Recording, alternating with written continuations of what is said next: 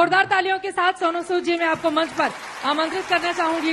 यकीनन आपकी तारीफ में जितने भी शब्द कहे जाएं वो कम है।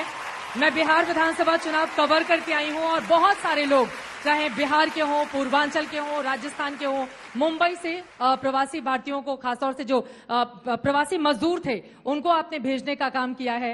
तो ये आपका 1 सालों का एक्सपीरियंस और उससे भी ज्यादा बड़ा सवाल, ये जो मंदिर में आपकी पूजा अर्चना की जा रही है, ये कैसा एक्सपीरियंस है आपके लिए? सोनू जी ब्लश कर रहे हैं अब। Thank you so much for having मी।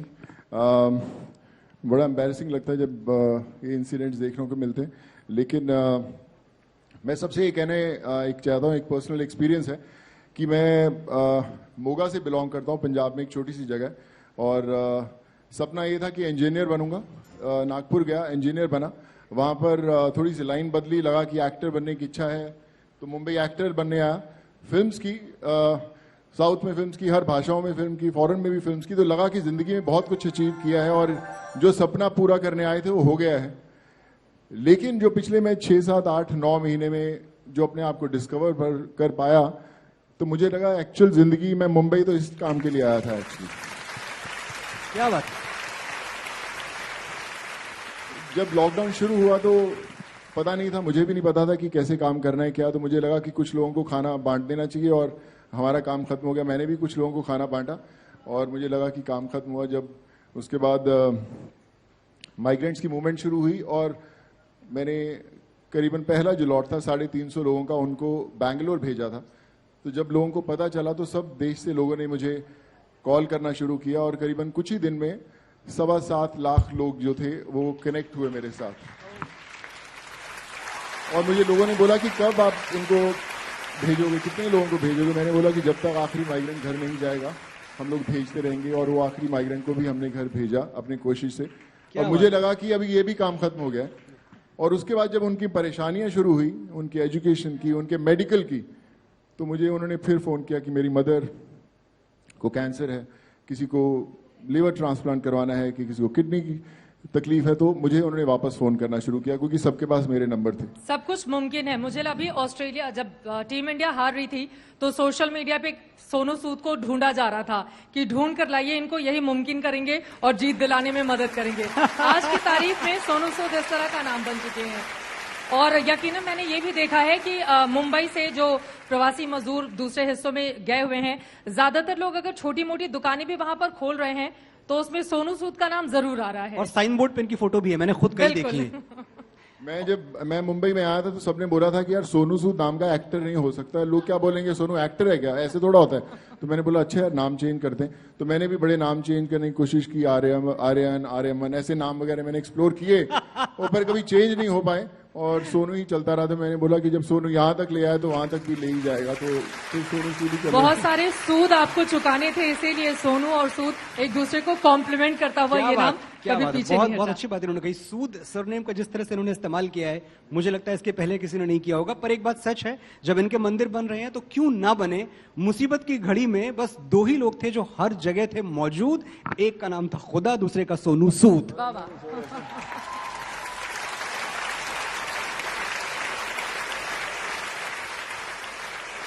सोनू जी, अभी कुछ दिनों पहले मैंने एक खबर सुनी है, मुझे बिल्कुल नहीं पता ये कितनी ऑथेंटिक है या मुझे आज तक में बोलनी चाहिए नहीं बोलनी चाहिए, पर मैं आपसे सीधे सीधे पूछ लेता हूं।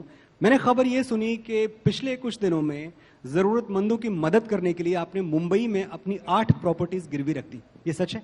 नहीं सर, पहले तो इस मंच पे ऐसी बातें नहीं करनी चाहिए। जो हम लोग कर रहे हैं वो मदद पहुंच रही है लोगों तक, वो इम्पोर्टेंट है। मैं एक छोटी सी आपको इंसिडेंट भाई बताना चाहता हूँ कि जब गौतम भाई बैठे हैं, डॉक्टर गौतम बंसाली, मेरी इनसे मुलाकात हुई। मैं पहले ये बताता हूँ, जब मुझे लोग अप्रोच कर रहे थे सर्जरीज के लिए, मेडिकल मदद के लिए, तो मेरे एक बहुत करीबी दोस्त है, मैं उनको बोला कि यार मैं सर्जरीज बहुत करवा रहा हूँ, लोगों की हेल्प कर रहे हैं, तो मुझे ऐसे लोग चाहिए जो मेरी मदद करके मुझे रास्ता दिखा सकें। तो उन्होंने सबसे पहले नाम गौतम भाई का बोला। मैंने रात को 1:30-2 बजे इनको फोन भी किया। मैंने बोला गौतम भाई किधर हो? हम लोग 2-2:30 बजे रात को हम एक होटल में मिले। मैंने बोला गौतम भाई, बोले कि कितनी सर्जरीज आप करवाना चाहते हो? मैंने बोला कि सर कम से कम 1 महीने में हम 1000 सर्जरीज करवाना चाहते हैं। तो कहते 1000 कैसे पॉसिबल है, कैसे? तो मैंने बोला गौतम भाई आप मुझे देश के सारे डॉक्टरों से मिलवाओ, मैं सभी डॉक्टर से टच करूंगा, सब हॉस्पिटल से टच करेंगे। और गौतम भाई ने कुछ ही समय में मेरी इतने लोगों से मुलाकात करवाई कि करीबन हम आई थिंक 47,000 डॉक्टर्स के टच में, और हमने उन सबसे वादा किया कि करीबन आप 1 महीने में एक सर्जरी हमारे लिए किसी गरीब की आप अपने चार्जेस मत लीजिए, हम लोग करें, ताकि अगर पूरे देश भर से जो लोग हमें फोन मैसेजेस कर रहे हैं, हमारी टीम के मेरे साथ टच में हैं, तो हम उनकी सर्जरी करवा सकें। तो आप सोचिए कि अगर 1 महीने में 40,000 डॉक्टर साथ में जुड़ के सर्जरीज करवाएंगे तो हर रोज 1200 से 1500 सर्जरीज होंगी। मैं कहता हूं उससे आधी से आधी भी हों तो भी 250 से 300 लोग हर रोज बचाए जा सकते हैं। लेकिन उसके लिए हमारे ऐसे हीरोज भी चाहिए जो हमें गाइड कर सके, और ऐसे हीरोज भी चाहिए। तो आई थिंक वो और जर्नी आप जैसे हीरोज भी चाहिए जो फिल्मी पर्दे पर भले ही विलेन के रूप में नजर आए, लेकिन जब वक्त की जरूरत हो तो लोगों की मदद के लिए सबसे आगे बढ़ के। लेकिन मैं जल्दी से, ये जो साउथ की फिल्म में आप अभी एक्टिंग कर रहे हैं उसमें किसी ने आपको मना कर दिया हिट करने से, ये पूरा का पूरा क्या वाकया है, जरा बताइए इसके बारे में आप। मैं एक साउथ की फिल्म शूट कर रहा हूँ, उसमें प्रकाश राज सर थे।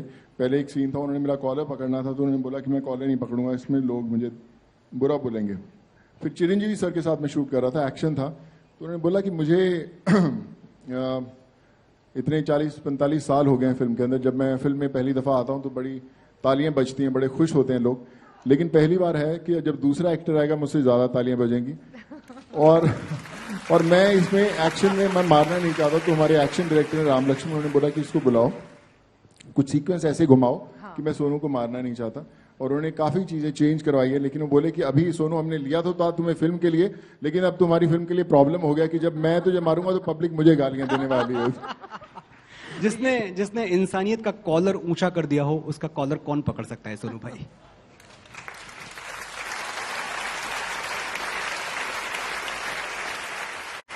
ये सच बात है। अब आगे बढ़ते हुए बहुत सारे लोग ऐसा इस तरह के सवाल भी खड़े करते हैं कि बहुत सारे जो ट्विटर पे बातें फैलती हैं वो फेक हैं, वो सच नहीं है।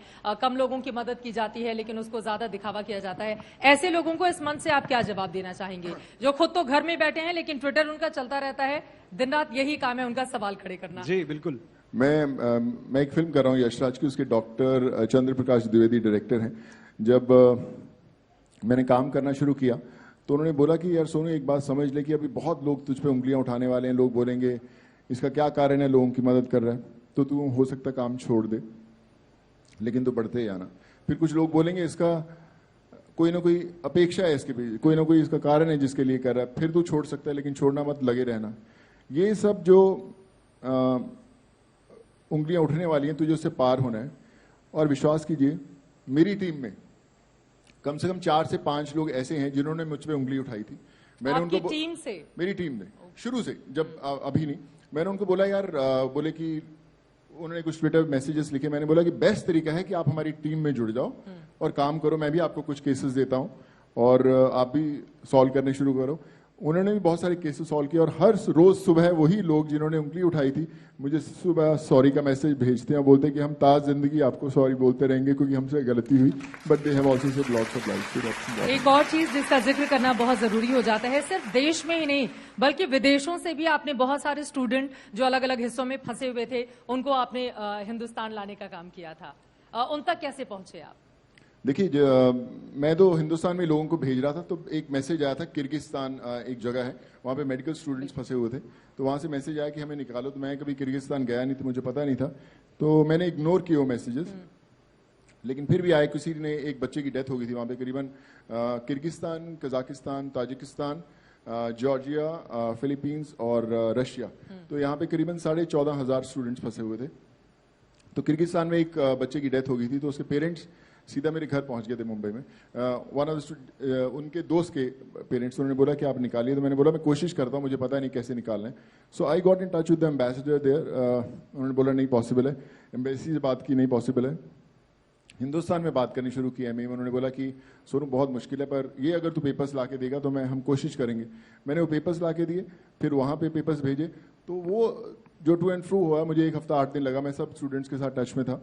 और पहली जो फ्लाइट फॉरेन से उड़ी थी, किर्गिस्तान से उड़ी थी, 180 स्टूडेंट्स लेके, और उसके बाद मैंने जितने कंट्रीज से उन सब के एम्बेसडर्स एम्बेसी से पर्सनली बात कर करके वो सब फ्लाइट्स उड़ाई और हम वो 14,000 स्टूडेंट्स लेकर आ पाए हिंदुस्तान। जिस दिन वो स्टूडेंट्स आ रहे थे उस दिन हमारा इंटरव्यू भी आज तक पर हुआ था सोनू जी के साथ। एक और सवाल मेरे मन में है, बीते 7-8 महीनों में हालांकि उन्होंने फ्लैट की बात उठा दी, लेकिन इतने ज्यादा पैसे, क्योंकि करोड़ों रुपए इसके लिए चाहिए, चाहे मुंबई से आप किसी हिस्से में किसी को भेजें या जिस तरह की जरूरतें, आप हिमाचल प्रदेश से एक लड़की पढ़ाई नहीं कर पा रही थी तो आपके पास खबर पहुंची, फिर आपने मोबाइल भेज दी कि वो जूम पर अपनी क्लासेस अटेंड कर पाएगी। छोटे छोटे या बड़े बड़े बहुत सारे मदद आपने किए हैं, पैसे कहां से आए ये भी लोगों के जहन में सवाल है। क्या लोग खुद भी आपसे जुड़ते हैं और बोलते हैं कि आपके माध्यम से हम हेल्प करना चाहते हैं? बिल्कुल जुड़ते हैं, मेरे साथ बहुत सारे लोग होते हैं, कहते हैं कि एक भरोसे का नाम बन चुके हैं सोनू। मैं उनसे एक चीज बोलता हूं, मैं किसी से पैसे लेता नहीं हूं। मैं बोलता हूं कि आप एक काम कीजिए, आप सर्जरी करवा दीजिए मेरे साथ। मुझे बड़े लोग बोलते हैं कि आप एक काम कीजिए, हमारे लिए वेबिनार आ जाइए, हमें कुछ इंस्पायर कर दीजिए आके। तो मैं बोलता हूं कि नहीं, आप मुझे क्या करेंगे, ट्रॉफी देंगे, मेरे घर पे पड़ी रहेगी, कोई फायदा नहीं। आप एक काम कीजिए, आप अपनी मर्जी से, आपका हॉस्पिटल, आपका डॉक्टर, पेशेंट मेरा, मैं आपको बता दूंगा कि आप उस हॉस्पिटल में सर्जरी करवा के आप डायरेक्टली उसको दे दीजिए। आप विश्वास कीजिए, हम लोग हर रोज 24 से 25 सर्जरीज करवाते हैं अभी every single day. On an average we are doing 24 surgeries.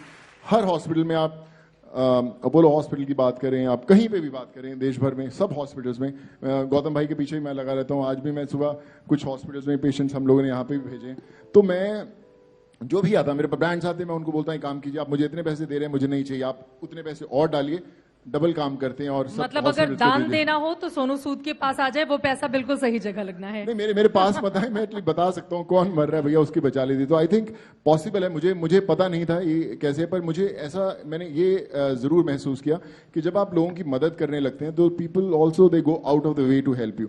मैं जब हॉस्पिटल में डॉक्टरों से या उनके ओनर से बात करता हूँ, so they know that I am trying to save few lives. वो बोलते हैं कि बताइए आप क्या करें। डॉक्टर्स बोलते हैं कि हम अपनी फीस नहीं लेंगे सोनू जी, हम मेडिकल बेड के चार्जेस नहीं लेंगे, आप बताइए आपको कितने करें। मैं हर रोज करता हूँ, गौतम भाई को बहुत परेशान करता हूँ कि सर ये मुझे इसके स्पेशलिस्ट है, ये BMT करवाना है, ये करवाना है। तो अभी एट प्रेजेंट जम्मू कश्मीर से कन्याकुमारी तक मैक्सिमम हॉस्पिटल्स के मैक्सिमम डॉक्टर से हम लोग टच में, मैं हर रोज बात करता हूँ उन लोगों से और हर रोज पेशेंट्स भेजता हूँ। और अभी एक ऐसा इकोसिस्टम बन गया है कि आप आधे टूटे फूटे डॉक्टर मैं भी बन गया हूँ। आप मैं सुबह मैं जब जिम जाने लगता हूँ तो नीचे रिपोर्ट्स लेके लोग खड़े होते हैं, मैं बोलता हूँ दिखा रिपोर्ट्स कौन सी हैं, उनकी पिक्चर्स खींचता हूँ, फटाफट किसी डॉक्टर को बोलता हूँ, बोलता है यार एक काम कर भेज इसको, हम लोग करते हैं। तो हम लोग सर्जरीज करवाते हैं। तो बाय द टाइम जिम खत्म होता है तो 3-4 जो पेशेंट्स होते हैं हॉस्पिटल में एडमिट हो चुके होते हैं उस समय। ये बहुत महत्वपूर्ण है कि अगर आपके मन में कुछ करने का हौसला है। बहुत सारे लोग टाइम का बहाना बनाकर कि मेरे पास वक्त नहीं होता है, हम नहीं कर सकते हैं, आप भी बिजी रहते हैं इतनी ज्यादा, लेकिन उसके बावजूद आप लोगों की लगातार मदद करते रहे। थोड़ा सा और मदद पे मैं आऊंगी, लेकिन उसके पहले एक और सवाल है। अब तो आपकी स्क्रिप्ट भी चेंज होने लगी है, ऐसा सुनने में आया है कि अब आपको पहले विलन का रोल ज्यादा ऑफर होता था, अब लेकिन हर जगह ज्यादातर लोग हीरो के रूप में ही, क्योंकि उनको डर रहता है कि विलन के रूप में अगर ऑफर किया तो फिल्म कहीं पिट ना जाए, क्योंकि सोनू सूद को अब कोई विलन के रूप में नहीं देखना चाहता है। मुझे पता नहीं कि अभी देखिए, अभी शुरुआत है, बहुत सारे स्क्रिप्ट्स आए, पर मैं एक्चुअली फैक्ट बता रहा हूँ। मेरे परसों किसी बहुत अजीज डायरेक्टर उन्होंने फोन किया, उन्होंने कहा कि यार काम तो मदद तो तूने बहुत कर लिया, अभी फिल्में कब करेगा? तो स्क्रिप्ट पढ़ा नहीं पढ़ा? मैंने स्क्रिप्ट पढ़ा ही नहीं, कितने दिन से पढ़ा हुआ है। अब विश्वास कीजिए, जब आप लोगों की भाई जान बचाने निकलते हैं और आप हर रोज वो केसेस सॉल्व करते हैं ना, तो जो स्क्रिप्ट के पन्ने होते हैं ना बड़े कमजोर लगते हैं। आप 4 पेजेस पढ़ेंगे, आपका मन नहीं करता पढ़ने के लिए, बिकॉज यू नो कि कोई ना कोई बंदा इंतजार कर रहा है आपका उस फोन कॉल का कि अब कब आप उसको फोन करके you will make that change happen. So of course फर्क नहीं पड़ता कि कौन से रोल करने या नहीं करने, पर मुझे लगता है कि मेरी जिंदगी का जो सबसे इंपॉर्टेंट और अहम रोल है वो मैं निभा रहा हूं, और जो उसका डायरेक्टर है ऊपर वाला है इस समय। अच्छा, कहा यह भी जा रहा है कि सोनू सूद हिंदुस्तान के अब किसी भी हिस्से से चुनाव लड़ लें, उनका जीता जाना तय है। मतलब चाहे आप बिहार चले जाएं, चाहे आप उत्तर प्रदेश के पूर्वांचल में हो आए, या फिर बैंगलोर, या फिर किसी दूसरे हिस्से में, तो ऑफर भी मिले हैं क्या इस तरह के? सोनू जी, उसकी शिकायत मत कीजिएगा कि ये सवाल आपसे क्यों पूछा गया। ये आज तक का मंच है, आपके सामने चित्रा है, ये सवाल आना ही आना था। बिल्कुल पूछिए, मैं आपको बता दूंगा। सब जगह से ऑफर आए हैं, सब पार्टी से आए हैं, लेकिन मुझे इंटरेस्ट नहीं है अभी। सारी पार्टियों ने ऑफर किया आपको? और मैं बोलता हूँ कि मुझे आप करने दीजिए जैसा मैं कर रहा हूँ। बस आप अगर मुझे काम लगेगा तो मैं आपको भी फोन मारूंगा कि हेल्प कर दीजिए। मैं वहां पे किसी की मदद करवाना चाहता हूँ, वो इम्पोर्टेंट है। मैं अगर किसी पार्टी के साथ जुड़ा होता तो शायद मैं ऐसे खुल के काम नहीं कर पाता, मुझे बड़ी इजाजत लेनी पड़ती लोगों से, मैं कर सकता हूँ नहीं, मैं भेज सकता हूँ नहीं भेज सकता हूँ, एक अगर इजाजत दे देता दूसरा रोक देता। तो इसलिए खुद अकेले थे, गलतियां करते गए, सीखते गए और कर पाए। तो मुझे लगता है कई बार कुछ जंग जिंदगी की ऐसी होती हैं जो अकेले ही जीतनी पड़ती हैं। कुछ मुश्किलें भी आई होंगी यकीनन इस दौरान, क्योंकि अगर किसी राजनीतिक पार्टी से ताल्लुक नहीं, आमतौर पे ऐसा माना जाता है कि अगर किसी पार्टी से आप जुड़े होते हैं तो आपका काम ज्यादा आसान हो जाता है, लेकिन आपने कहा कि नहीं जुड़े होने का ज्यादा फायदा आपको मिला है। देखिए, लोगों को ना पता चलने लगा कि ये सिंसियरली काम कर रहे हैं। मैं आपको बता रहा हूँ, एक ऐसा दौर आया था बीच में, हम लोग ट्रेन से बहुत पहले बसेस से भेजते थे, बसेस में कम लोग भेज पा रहे थे, तो लेकिन हजारों की गिनती में लोग थे, तो ट्रेन से भेजने शुरू किए। तो एक ऐसा दौर, मेरे घर के नीचे 2,500-3 हजार लोग खड़े रहते थे कि कब भेजेंगे, बिहार, यूपी, झारखंड। मेरे को हर एक जिला यूपी का, बिहार का, उनके पिन कोड के साथ, उनके डीएम्स की बात करें, सबके मेरे पास नंबर रहते थे, मैं फोन करता था, भेजता था। तो एक दिन ऐसा था कि जब 2 ट्रेन जो जाने वाली थी वो कैंसिल हो गई और सब लोग बड़े तैयार थे, खाना वाना पैक हो चुका था उनका, तो मुझे पता नहीं था कि मैं उनको कैसे मना करूंगा जाने के लिए। फिर मैंने फोन किया, रिक्वेस्ट किया वहां पे जो नोडल ऑफिसर थे बिहार के, आई रिमेंबर तीतरमारे सर। मैंने बोला कि सर ये 6,500 लोग हैं, इनको भेजना बहुत जरूरी है, ये पेपर चाहिए। तो बोले मुझे ये आप गवर्नमेंट से परमिशन ला के दो, मैं लेके आता हूं। तो मैं यहाँ के जो नोडल ऑफिसर्स हैं उनके पास पहुंच गया। तो बड़ी भागदौड़ की, मुझे लगता है ना जैसे ऑफिस में एक बंदा है, ऑफिस से इधर से उधर पेपर्स लेके भागता है, मैं भी वैसे ही भागा और वो परमिशन ली और 6,500 लोग जा पाए। तो बोझ ले लिया था कंधे पर कि भेजना है, तो इसलिए शायद कर पा रहे थे। मुश्किल जरूर था, लेकिन सीख रहा हूं अभी भी। एक मेरी ओर से आखिरी सवाल, उसके बाद मैं फौरन दूंगी। अब तक कुल कितने लोगों की घर वापसी आप करवा चुके हैं? घर वापसी से सेंस मतलब बाहर थे लोग और उनको उनके घर पहुंचाना। देखिए, मैं जैसे बोला, करीबन 7.25 से 7.5 लाख लोगों ने हमें कनेक्ट किया था, जिनमें से हम लोग करीबन 1.5 से 2.25 लाख लोगों को भेज पाए, क्योंकि जब हम लोग भेज रहे थे उस समय दूसरे लोग भी जा रहे थे। तो 1.5 से 2.25 लाख लोग हम लोग हिंदुस्तान में भेज पाए और करीबन जो 14,500 स्टूडेंट्स फॉरेन से थे, उसमें से करीबन 6,700 स्टूडेंट्स को अब्रॉड से लेके आए हम लोग। मनोज, मैं सिर्फ ये कह रहा था कि पिछले दिनों बदकिस्मती से हमारी फिल्म इंडस्ट्री बहुत ज्यादा अंडर द स्कैनर रही। बहुत सारी बातें हुई हमारी इंडस्ट्री के बारे में। कई बार ऐसा होता था कि मैं न्यूज चैनल्स पे पैनल्स में होता था और मेरे सामने 6-7 लोग होते थे जो मेरी जान खा जाते थे, आपकी इंडस्ट्री, आपकी इंडस्ट्री, आपकी इंडस्ट्री। और वो आधे घंटे बोलते, आधे घंटे बाद मैं एक नाम बोलता, सोनू सूद। सब चुप, क्योंकि ये भी हमारी इंडस्ट्री के हैं। और इतना फख्र होता है सोनू जी, आपके अकेले के नाम से वो एक तलवार लेके मैं पता नहीं कितनों से लड़ा हूं कि मेरी इंडस्ट्री में सोनू सूद है, जो फिल्मी हीरो से कहीं बढ़ के असली हीरो हैं। और ऐसे होते हैं हीरो। तालियां बजाइए हीरो के लिए। एक अकेला दिया रात भर अंधकार से लड़ता है, यकीनन वैसे ही तस्वीर हमने दिखी। आखिरी के 2 सवाल मैं आपसे जानना चाहूंगी। 2020 7 महीने लोगों की सेवा करने के अलावा और कैसे बीते, और दूसरा सवाल ये 2021 से किस तरह की उम्मीदें हैं आपको? देखिए, हमारे देश में 3 बड़ी सीवियर प्रॉब्लम्स हैं जो मैंने सुनी थी, लेकिन अभी मैंने महसूस की। एक था एम्प्लॉयमेंट, एक था एजुकेशन और तीसरा था इलाज। एम्प्लॉयमेंट के लिए मैंने एक प्लेटफॉर्म बनाया था, प्रवासी रोजगार, जिसमें करीबन हम करीबन 2 लाख लोगों को मैं जॉब्स दे चुके हैं। 60-70,000 की जॉब लेटर्स जा चुकी हैं और 20-30 हजार लोगों का चल रहा है। सो वो मैंने अभी अच्छा उसको हो गया है। इलाज के लिए इलाज इंडिया एक प्लेटफॉर्म बनाया है, जहां पर सारे देश के डॉक्टर्स को हम लोग जोड़ रहे हैं। जहां पे अगर आप लोग सुन रहे हो, मैं जिन तक नहीं अभी तक पहुंच पाया हूं, प्लीज आप मदद कीजिए हमारी। मैं चाहूंगा कि आप भी उस फैमिली का हिस्सा बने, ताकि ज्यादा से ज्यादा लोगों तक पहुंच पाए।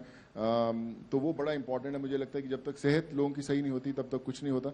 तो इलाज इंडिया बहुत बड़ा प्लेटफॉर्म है, उसको 2021 में सबसे ज्यादा बड़ा प्लेटफॉर्म मुझे करना है। और फिर जो एजुकेशन है, मेरे मदर खुद प्रोफेसर थे, जिंदगी फ्री पढ़ाते रहे। तो उन्होंने बोला था कि जिंदगी में अगर परिवार में एक इंसान को पढ़ा देगा तो उनकी आने वाली जो जनरेशन्स हैं वो ठीक हो जाती हैं। तो एजुकेशन के ऊपर मैंने उनके नाम पे स्कॉलरशिप शुरू किया। 16.5 से के करीब स्टूडेंट्स हम लोगों ने मैं पहले साल कर पाया हूँ। तो कोशिश रहेगी अगले साल डबल हो, ट्रिपल हो। तो सीख रहा हूँ। मैंने जैसे बोला कि मुझे आइडिया नहीं था, मुझे कुछ पता नहीं था कैसे करना। इस बार सीखने को बहुत कुछ मिला। पर आई प्रॉमिस कि 2021 में जब आप जैसे बहुत सारे हीरोज हमारे साथ और जुड़ जाएंगे, परिवार का हिस्सा बन जाएंगे, तो ये नंबर है जो मल्टीप्लाई होगा और धीरे धीरे सब ठीक। जाते जाते कुछ गुनगुनाना चाहेंगे आप? और साथ ही फिल्मों को लेकर भी कुछ सवाल हैं कि कैसी फिल्में आने वाली हैं, हीरो के रूप में या विलन के रूप में, कैसे दिखेंगे सोनू सूद? नहीं, अब सब पॉजिटिव ही आ रही हैं फिल्म। मैं एक दो साउथ की फिल्म्स कर रहा हूँ, वो उसमें पॉजिटिव रोल्स हैं। यशराज की पृथ्वीराज आ रही है, उसमें भी पॉजिटिव रोल्स हैं। कुछ जो स्क्रिप्ट्स आए हुए हैं वो पॉजिटिव रोल्स हैं सब। लाइक पॉजिटिव और नेगेटिव फर्क नहीं पड़ता, आप किरदार निभा रहे हैं, उससे कोई चिंता नहीं। बट आएंगी फिल्म्स करेंगे तो I think 2021 is going to be special. बहुत सारी शुभकामनाएं आज तक की ओर से आपको, और यकीनन जैसा काम बीते 7-8 महीनों के दौरान आपने किया है, ये जो सिलसिला शुरू हुआ है ये रुकना नहीं चाहिए, और लगातार ये सिलसिला और तेजी से आगे बढ़े, इसके लिए हम कामना करते हैं। बहुत धन्यवाद। Thank you so much. और जस्ट जाने से पहले मैं एक छोटी सी चीज कहना चाहूंगा सबको। जब मैं मदद करता था तो मेरे बड़े डायरेक्टर्स, प्रोड्यूसर्स, एक्टर्स मुझे ये बोलते थे कि यार हम भी करना चाहते हैं पर पता नहीं चलता कि कहाँ से शुरू करें। और मेरे माइंड में भी ऐसा ही सवाल रहता था कि कहाँ से शुरू करें, पता नहीं चलता कि कौन ठीक है, उसको साथ जुड़ेंगे, सही होगा नहीं होगा। लेकिन आप जो जनरेशन है आने वाली है, मैं एक चीज़ का एक्सपीरियंस जो मैंने सीखा है इस पूरे दौर में, ये सीखा है कि आपको आपकी असली ताकत का अंदाजा तब पता चलता है जब आप लोगों के लिए मदद करना शुरू करते हैं। जब बाहर निकलते हैं तब आपको पता चलता है कि आप कितने शक्तिशाली हैं। तो आप शक्तिशाली हैं, बस जस्ट आप मदद करने जरूर निकलेगा, इंस्पायर पीपल। और जिसको मदद चाहिए रहती है वो शायद आप तक नहीं पहुंचेगा। मजा तो तब आएगा जब आप उस तक पहुंचेंगे, तो कोशिश कीजिए आप उन तक पहुंचिएगा। And all the best and thank you so much for having me. Thank you so much, and God bless you sir. Thank you so much sir. तालियां फॉर सोनू सूद।